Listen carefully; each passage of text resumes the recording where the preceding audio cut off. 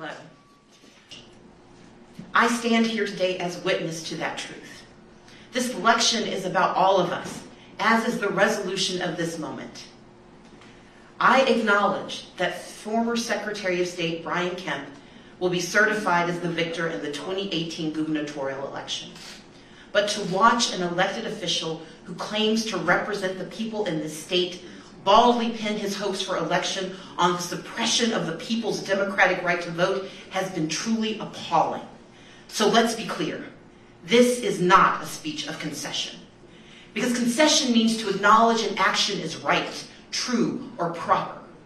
As a woman of conscience and faith, I cannot concede that. But my assessment is the law currently allows no further viable remedy. In the coming days, we will be filing a major federal lawsuit against the state of Georgia for the gross mismanagement of this election and to protect future elections from unconstitutional actions.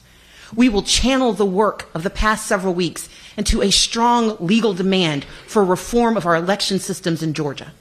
And I will not waver in my commitment, a lived commitment, to work across party lines and across divisions to find a common purpose in protecting our democracy.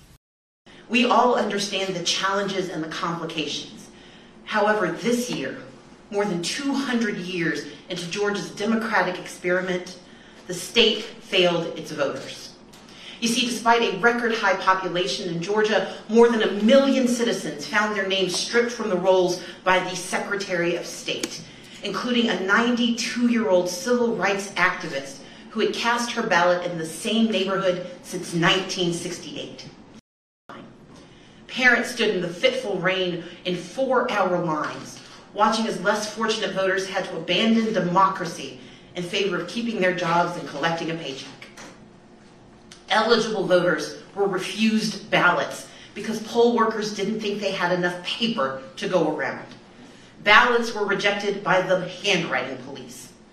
Citizens tried to exercise their constitutional rights and were still denied the ability to elect their leaders.